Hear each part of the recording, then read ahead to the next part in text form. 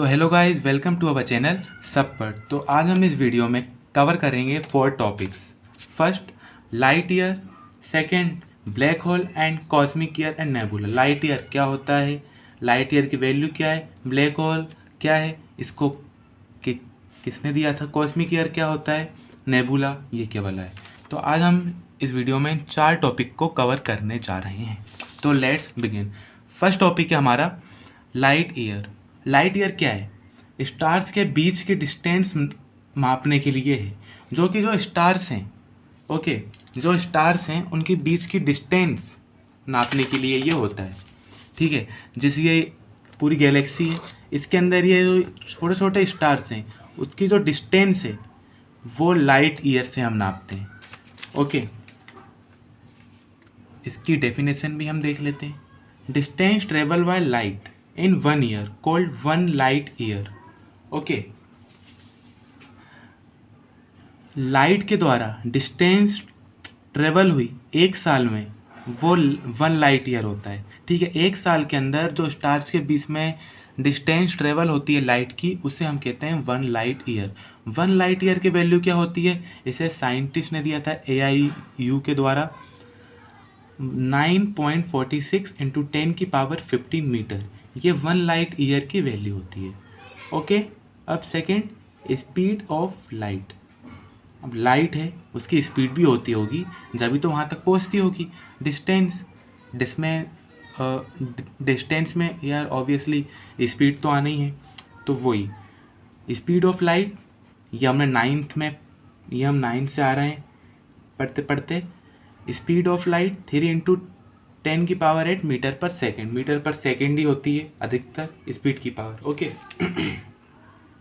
देखो, अब आप लोग के मन में आ रहा होगा लाइट ईयर होता क्या है। तो लाइट ईयर सिंपली कुछ नहीं है।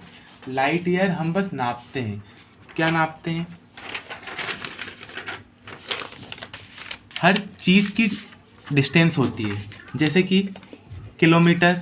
ये हम अगर स्टेट टू स्टेट जाते हैं तो हम नापते हैं। ठीक है, जैसे फॉर एग्ज़ाम्पल मेरे को MP से UP जाना है, तो हम क्या बोलेंगे, 122 लाइट ईयर या 122 इंचेस, 122 मीटर। नहीं ना, हम 122 किलोमीटर ही बोलेंगे, क्योंकि वो उसकी यूनिट है।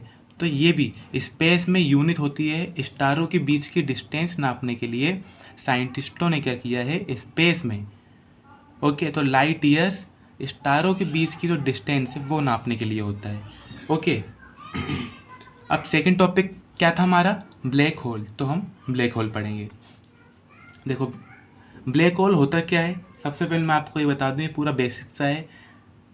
ये जो थ्योरी है ब्लैक होल की, वो दी है एक इंडियन फिजिक्स्ट ने। उनका नाम है सुब्रमण्यम चंद्रशेखर। ओके, उन्होंने इस थ्योरी को दिया था।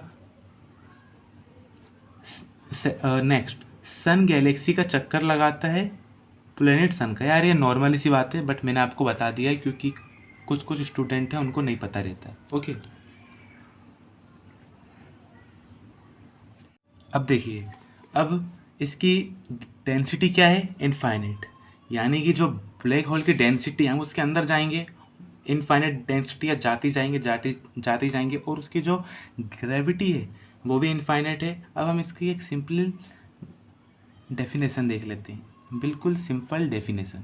Okay, a black hole is a region of space time when gravity is so strong that nothing is no particles or even electromagnetic radiation. अब देखो, जो ब्लैक होल है वो एक स्पेस का रीज़न है जहाँ ग्रेविटी बहुत हाई है, जिसके कारण वहाँ नो पार्टिकल्स यानी कि कोई भी पार्टिकल्स या कोई इलेक्ट्रोमैग्नेटिक रेडिएशन पास नहीं हो पाती है। वहाँ पर कुछ यूज़ ही नहीं हो पाता है। ओके, वो बिल्कुल एम्प्टी है। ब्लैक होल है यार, होल यानी कि पूरा एम्प्टी पूरा रखा हुआ है उसको। ओके ओके, अब हम यहाँ देखते हैं कॉस्मिक ईयर। ये जो 4 टॉपिक मैं आपको बता रहा हूँ बहुत ही इजी हैं, बहुत छोटे हैं, बट ये आपको जानना ज़रूरी है क्योंकि यही जो NDA यानी कि जो डिफेंस एग्ज़ाम का बेस है। ठीक है, छोटे क्वेश्चन आते हैं, हम ये कहते हैं अरे यार ये कहाँ से आ गया, हमने ये तो नहीं पढ़ा, वो इसी में से आते हैं। ओके, तो तीसरा टॉपिक हमारा है कॉस्मिक ईयर। यह भी बहुत ही सिंपल सा है। One revolution completed by sun around the galactic centre. Galactic centre का जो वन रिवोल्यूशन यानी कि जो सन है, अगर वो गैलेक्टिक सेंटर का वन रिवोल्यूशन यानी कि एक चक्कर लगाएगा तो उसी को एक चक्कर लगाने में जितना समय लगेगा उसको हम कॉस्मिक ईयर कहेंगे। और जो टाइम है वो 250 मिलियन ईयर्स लगता है, यानी कि जो सन है वो गैलेक्टिक सेंटर का चक्कर 250 मिलियन ईयर में लगा पाता है। ओके, ये वो छोटी सी चीज़ थी, इसको आपको याद करना है।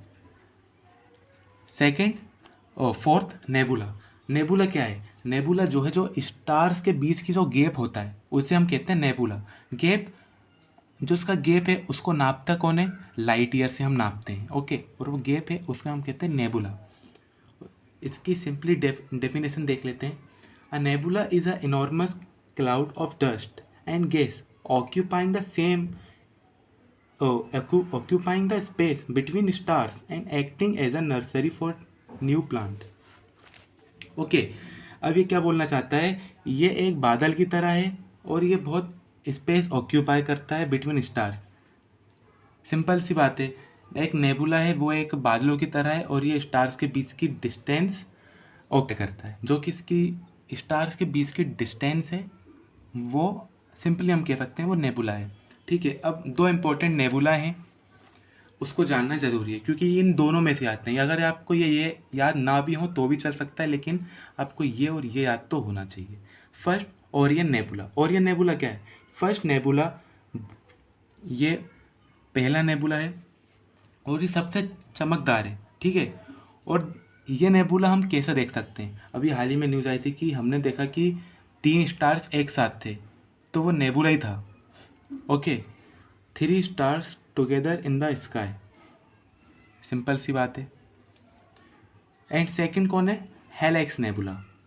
अर्थ से सबसे पास कौन सा नेबुला है? Helix nebula. और इसको हम कहते हैं ह्यूमन आई, क्योंकि ये ह्यूमन आई की तरह दिखता है। ओके, ये सेम है, आप इसको देखते रहिए।